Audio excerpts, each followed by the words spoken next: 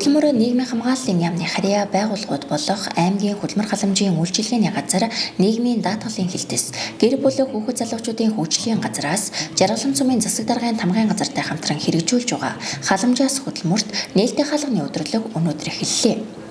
Энэ арга хэмжээний хүрээнд алаг толгой жаргаланбагийн иргэд оролцсон өдрөлгийг 1-р сургууль дээр зохион байгуулсан юм.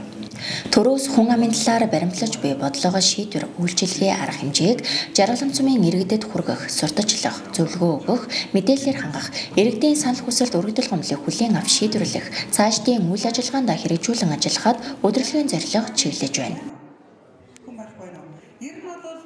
За энэ арга хэмжээг өдрөлөг арга хэмжээнд дээр бол тухайн байгууллагуудаас бол хийж хэрэгжүүлж байгаа ажил үйлчилгээнийхээ талаар мэдээлэл өмнөх онд хийж хэрэгжүүлсэн ажлынхаа тайлан мэдээллийг одоо 2022 онд хийж хэрэгжүүлэх гэж байгаа ажлынхаа мэдээллийг товч өгж байгаа байгууллагуудын зүгээс тэгээд иргэдийн асуусан асуултанд хариулна. Мөн яг нийгмийн даатгалын чиглэлээр хөдөлмөр халамж үйлчилгээний газрын үйлчилгээний чиглэлээр гэр бүл хүүхэд залуучуудын чиглэлээр хэрэгжүүлж байгаа ажлыг газар дээрээс нь иргэд бас зөвлөгөө мэдээлэл авч газар дээр нь бас асуудлаа шийдвэрлэхийн боломжийг бүрдүүлсэн ажлыг зохион байгуулж байна.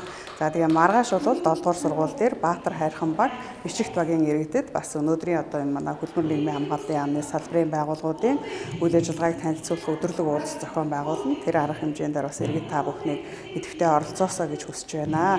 За зөвхөн манай нийгмийн хөдөлмөр халамж үйлчилгээний чиглэлээр бол 2022 онд янз бүрийн төсөл хэрэгжүүлэх гэж байгаа төсөл хөтөлбөрийнхөө мэдээллийг өгнө.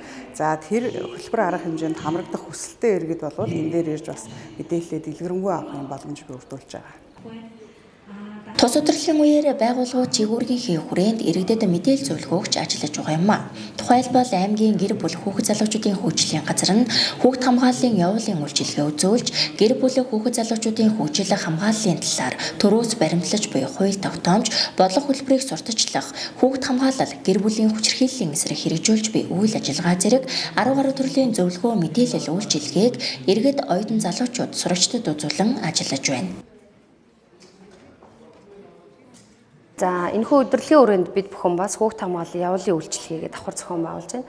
Манай хүүхэд хамгааллын явуулын үйлчилгээ бол жил болгон жаргалан цумын багууд дээр болон 16 сумдаа зохион байгуулдаг.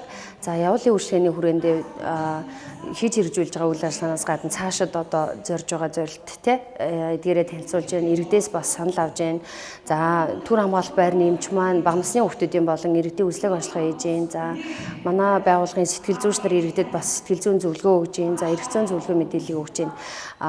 Үүн дээр нэмээд энэ гэр бүлийн үнэт зүйл, хүүхд хүмүүжүүлэх хэрэг арга залуучуудын эрхэмлэн дэдлэх үнэт зүйл гих мэтчлэн урьдчилан сэргийлэх чиглэлийн соёнгийн эрүүлэх чиглэлийн гарын авлага, боршуур, тараах материалуудыг бид бүхэн бас бэлтгэж ирсэн байна. За дээр нь жаргалан цумд амьдардаг эрсдэлт нөхцөлд байгаа хүүхдүүд болон зарим нэг кейсүүд дээр бас очиж үйлчилгээ хүргэх ажиллагаагаа бас ингээд давхар зохион байгуулж байна. Өнөөдрийн байдлаар энэхүү арга хэмжээнд 100 гаруй иргэд үргэлжлээд бол ерөнхий боловсролын 1-р сургуулийн сурагчдад бас хүүхд хөгжүүлэх чиглэлийн лекц сурталчилгааг бас бид хүн хийж ажиллаж байна.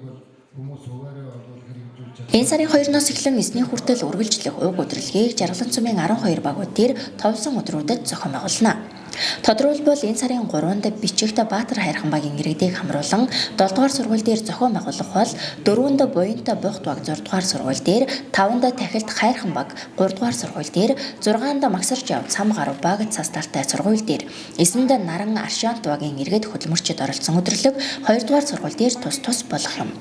Халамжаас хөдөлмөрт өдрөлгийг зохион байгуулснаар төрөөс хөдөлмөр эрхлэлт болон нийгмийн хамгааллын чиглэлээр хэрэгжүүлж байгаа ажил үйлчилгээг орон нутгийн иргэд олон нийтэд сурталчлах, мэдээлэл зөвлөгөө өгөх чухал ажил болж байгааг зохион байгуулагчид энэ үеэр онцолж байлаа.